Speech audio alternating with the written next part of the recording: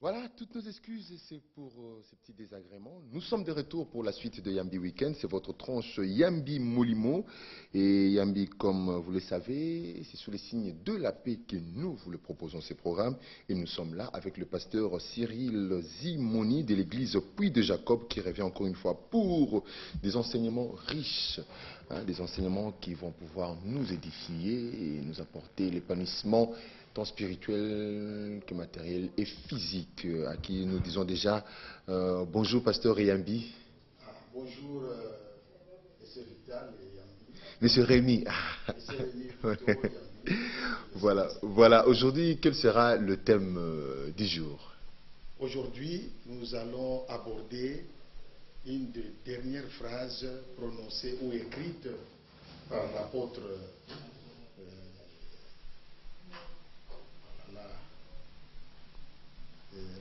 Paul, où il écrit à son fils Timothée, il dit je suis lié, mais la parole de Dieu n'est pas liée. Voilà. C'est ce que nous allons exploiter, expliquer dans quel contexte il a écrit et qu'est-ce qu'il voulait dire par là.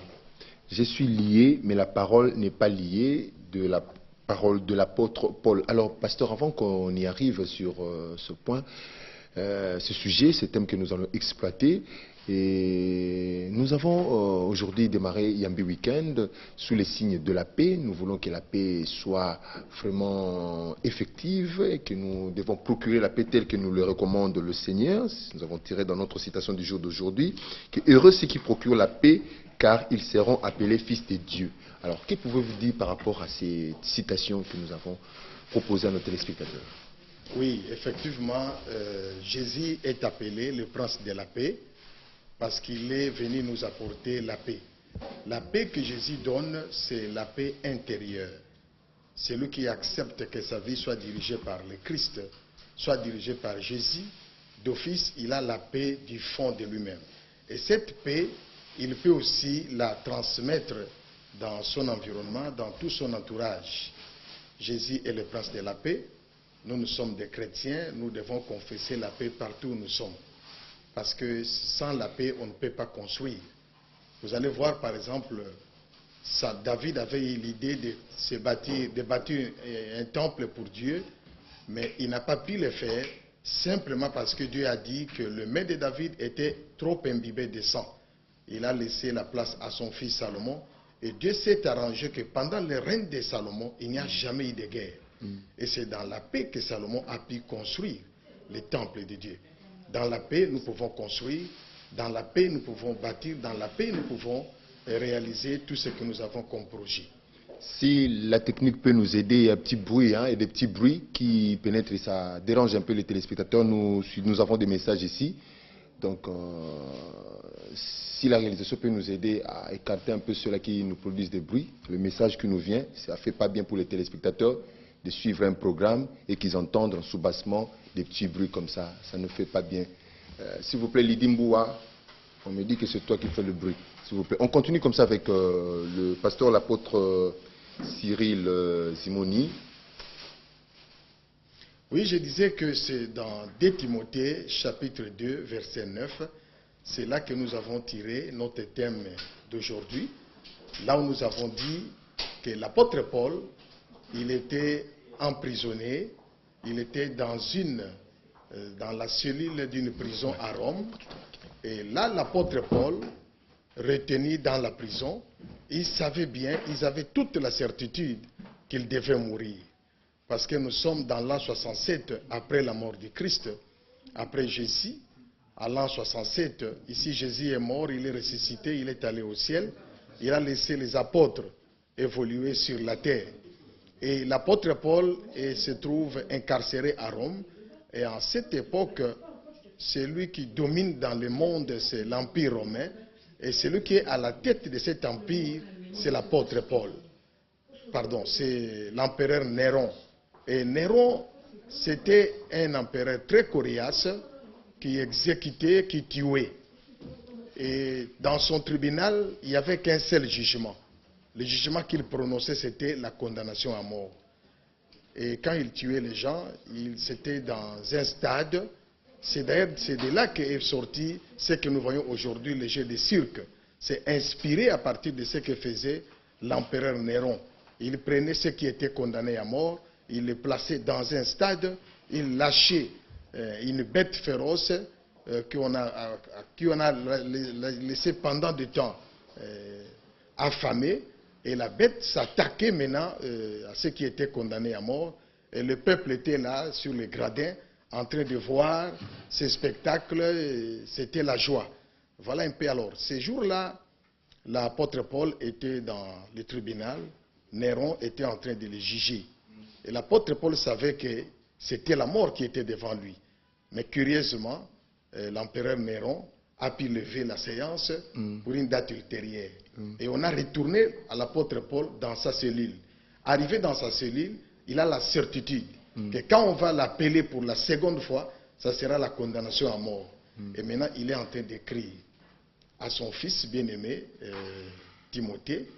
Donc, cette lettre qu'il est en train d'écrire, non seulement que c'est une lettre qui est inspirée par le Saint-Esprit, mais aussi, il est en train, en d'autres termes, de laisser un testament.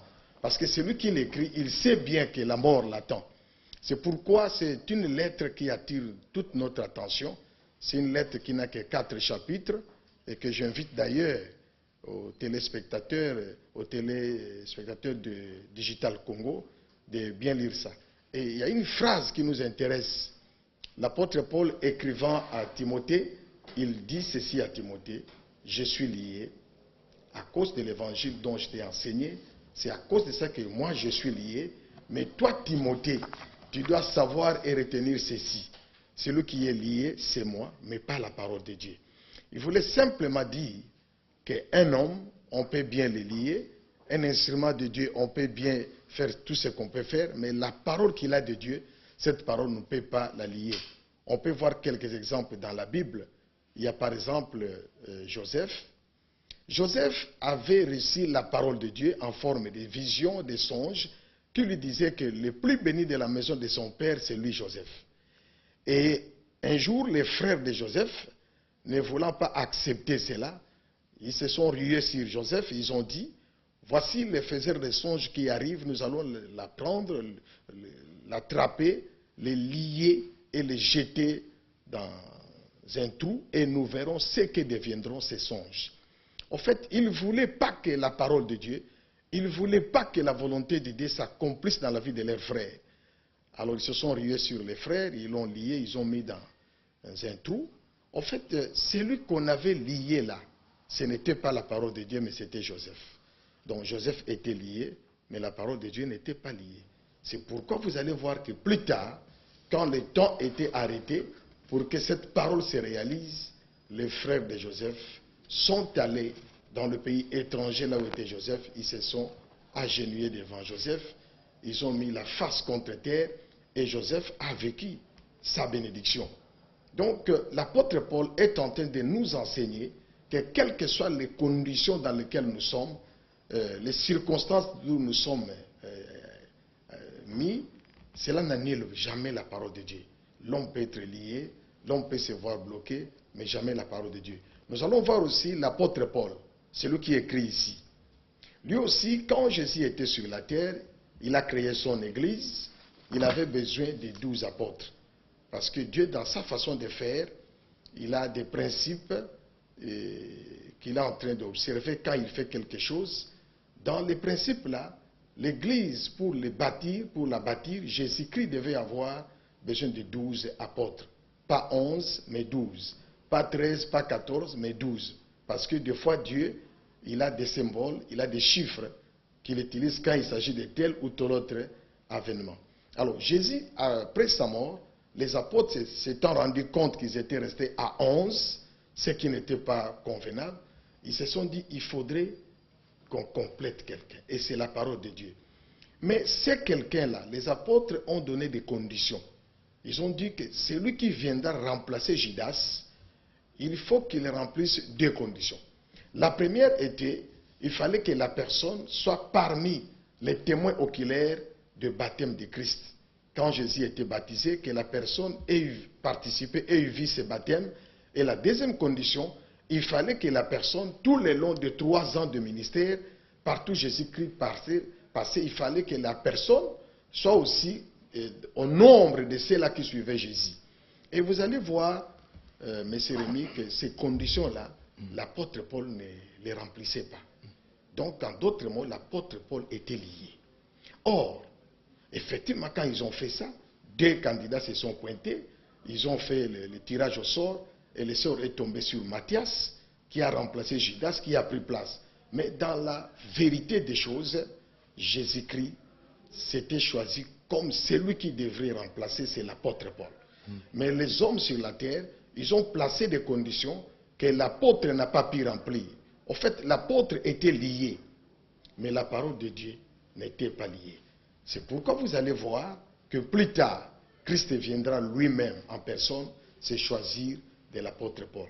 Et vous allez remarquer que dans tous les écrits, quand l'apôtre Paul écrit dans toutes ses lettres, il commence par moi, Paul, l'apôtre, pas selon la volonté des hommes, mais selon la volonté de Dieu lui-même. Quand il dit ça, parce qu'il sait que les hommes avaient posé des critères que lui ne remplissait pas. Pasteur. Mais cependant, il est le lit de Dieu, le choix du Seigneur. Lui, il était lié, mais la parole de Dieu était libre. Pasteur, lui, le choix de Dieu. Je voulais avoir une précision par rapport à ça, bon, parce que vous allez continuer, hein, c'est vraiment intéressant et édifiant ce que vous dites. Quand l'apôtre Paul dit que moi, Paul, apôtre, non selon la volonté des hommes, selon la volonté de Dieu, mais quelque part aussi on nous enseigne que tout ce que vous lierez sur terre sera lié dans les cieux. Quand les apôtres ont choisi Matthias, et que Matthias, quelque part, je ne sais pas, a été désapprouvé par le Seigneur lui-même, le faiseur des apôtres, pour mettre Paul, ce n'est pas une confusion quelque part dans ça? Non, ce n'est pas qu'on a désapprouvé Matthias, mais c'est simplement dire que, vous voyez, l'homme, il est aussi limité quelque part. Je vais vous parler d'un exemple. Il y a un homme, le prophète Samuel. L'Éternel Yahweh avait besoin de quelqu'un pour qu'il soit roi en Israël.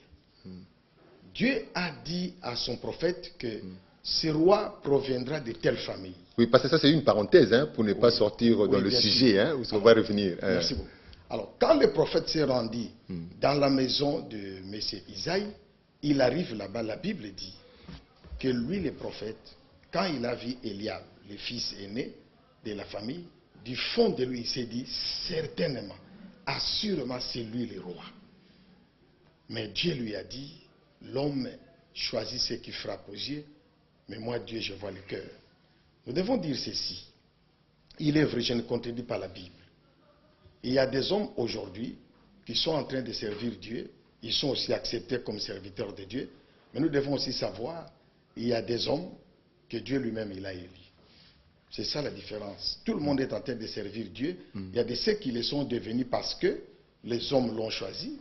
Parce que dans telle contrée, il n'y a pas une église. Quelqu'un s'élève avec son courage, il les dirige.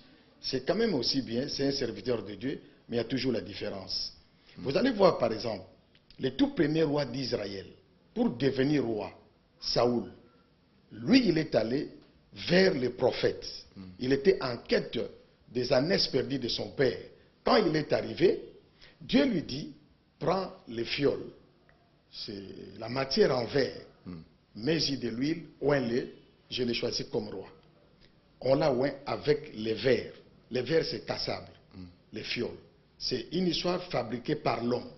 Mais vous allez voir que quand il fallait que David devienne roi, Dieu, cette fois-ci, dit au même prophète, il lui dit, ne te sers pas de fioles, pas de verre, mais sers-toi de la corne. La corne, ce n'est pas l'homme qui fabrique, ça c'est la main de Dieu lui-même. Et la corne, elle n'est pas cassable. C'est pourquoi vous allez voir que David a reçu des l'onction qui sont restées jusqu'à ce jour.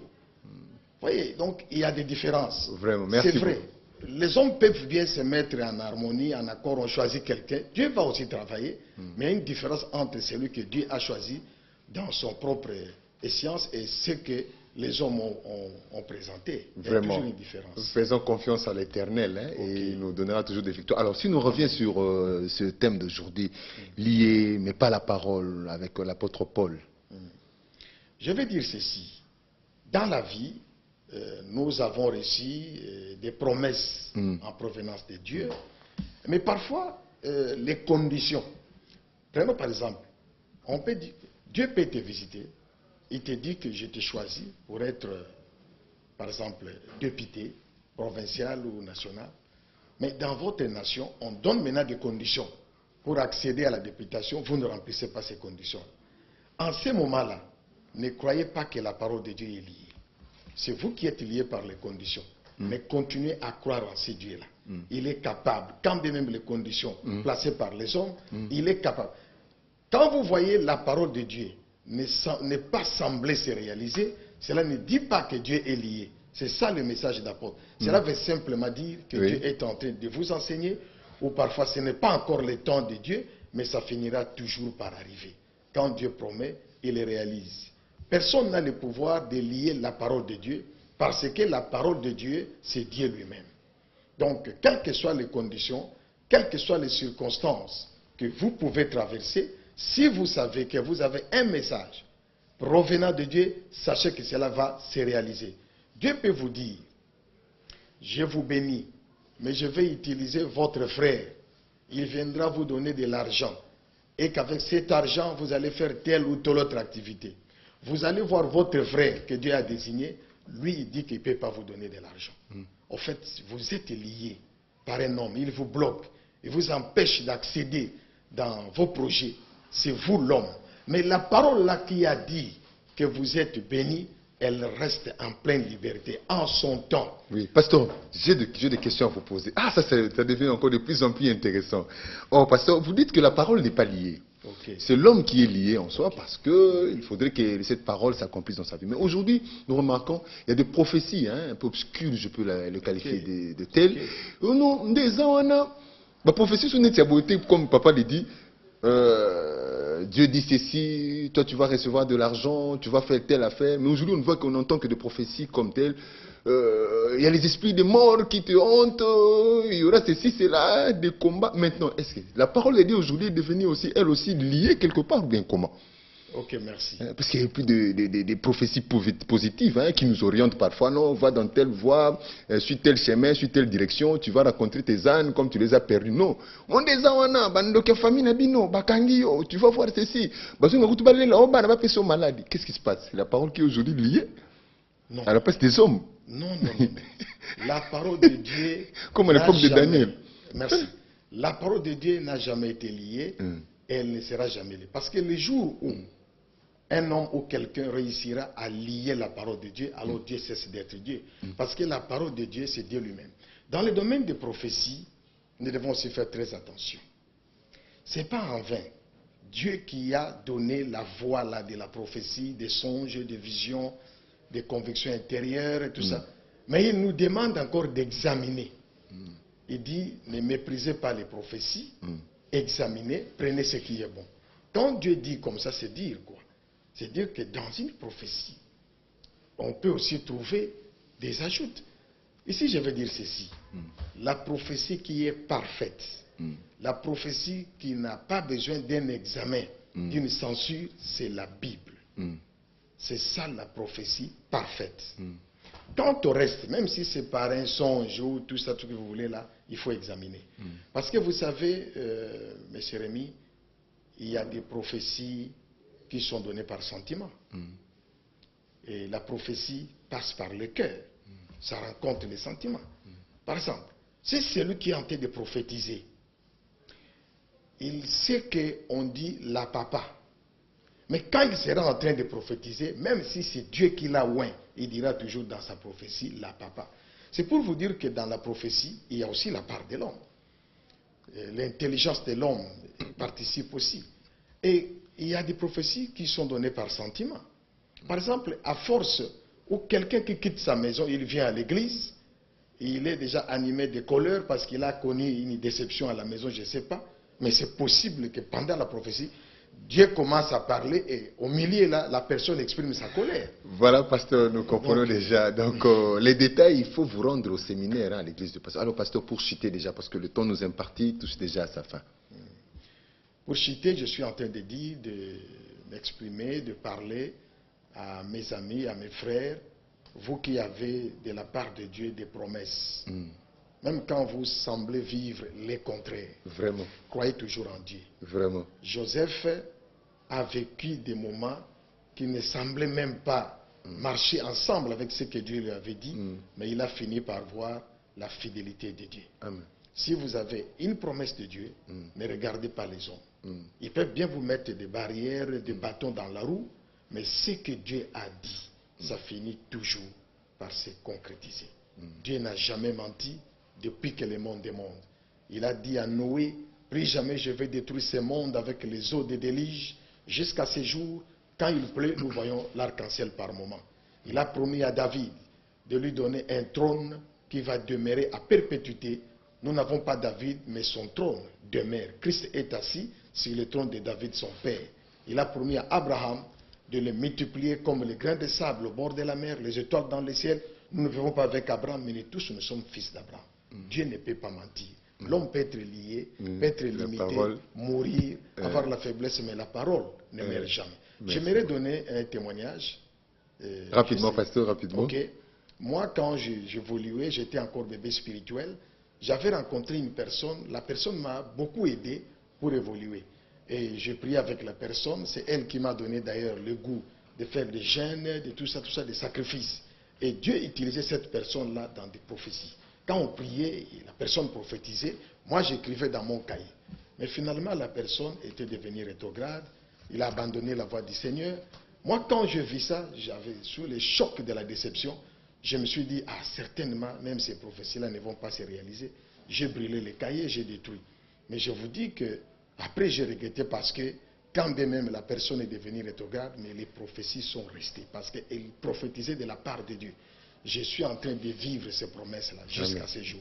Amen. Dieu ne peut pas mentir. Alors, passez rapidement le rendez-vous et l'adresse de l'Église pour ceux-là qui voudraient avoir de plus amples détails dans ces enseignements. Hein. Ok, merci beaucoup. L'Église, nous avons 3 assemblées, mais les sièges, là où nous sommes, c'est dans Kintambo, Jamaïque, sur l'avenue de Roi-Télé, numéro 5.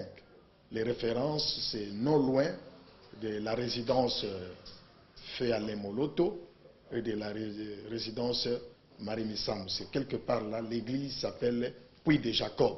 Nous nous réunissons les jours impairs, mercredi, vendredi, de 17h à 19h, et dimanche, tel que demain, nous serons là de 9h à 12h. Mais seulement le dimanche de demain, ça a une connotation spéciale. Nous allons prier de 9h à 18h. Voilà les contacts. De contact pour vous atteindre. Point de contact pour m'atteindre, il faut m'appeler dans plus 243 9 98 118 167. Plus 243, vous avez dit. Plus 243 9 98 118 167. Là, quand vous appelez, vous m'avez directement. Voilà, c'était là l'apôtre Cyril Zimoni de l'église Puy de Jésus qui est venu nous parler de ce système très capital. Hein. Parfois, on ne le comprend pas, on ne l'appréhende pas comme tel. Hein. Je suis lié, mais la parole n'est pas liée et ne sera jamais liée. Donc, Malobanzambe Kokisamakaka. Vraiment, si vous voulez l'atteindre, je rappelle le numéro le plus 243 998 118 167. Bon week-end à vous tous ceux qui nous suivez de partout où vous êtes. Vous avez été bénis. Nous avons été bénis à travers ce message, ces paroles. Nous espérons qu'une fois retrouver le pasteur prochainement, si le Seigneur nous le permettra, dans cette tranche, pour nous édifier comme le faisait avec le pasteur Odolubaya de l'église du plein évangile Ramamate. Vous nous donnons besoin vraiment pour le Congo qui là. Pour tous en assurance, parce que ça va on était Simba, mais Simba. Bien qu'on soit lié, mais la parole de Dieu reste le même. Il y aura la paix, nous allons évoluer, il y aura l'émergence, il y aura l'épanouissement, le développement. Donc, rejoignez-nous. Hein? Donc, soyons unis, forts et prospères. Permettez que je lise encore ce message de ces téléspectateurs qui nous suivent, qui encouragent aussi les pasteurs. David Shadrach à Ouvira, qui remercie les pasteurs pour cette édification. L'autre là qui nous dit que salut. Celui-ci dit bonjour. C'est Garci Congolo depuis Kananga. Je souhaite bon week-end de la paix à toute la famille Congolo et Kananga, sans oublier mes très chers potes Smith Mouta et Simon Moutala. Que Dieu bénisse le pasteur Cyril. Nous sommes tous ravis pour cette émission qui nous conforte en ce moment des troubles. Merci beaucoup. Il y a celui-ci qui dit aussi bonjour Rémi, je suis de cœur avec vous, je vous souhaite un bon week-end. C'est Nathan Mutunda depuis la province du Haut-Katanga à Kambove. Je vais poursuivre juste après. Le temps pour nous de libérer l'apôtre Cyril Zimoni. Pasteur, un mot de revoir. Je salue tous les spectateurs de Digital Congo. Et je salue tout le monde qui a contribué pour qu'il y ait cette émission. Et je bénis notre chaîne, je bénis le Puy de Jacob, je bénis la RD Congo, qui est la pays de mer. Merci beaucoup à toi, ma nièce Bénédicte Moni Zimoni, à toute la famille Zimoni, tous les fidèles de l'Église Puy de Jésus, que le Seigneur vous bénisse. On se retrouve juste après la transition.